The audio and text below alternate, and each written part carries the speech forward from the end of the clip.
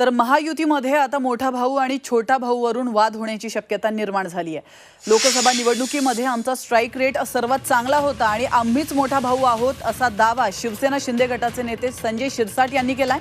तर कोण शिरसाट असा प्रश्न विचारत खासदार नारायण राणे यांनी महायुतीतील नेत्यांनी सांभाळून बोलावं असा सल्ला दिला।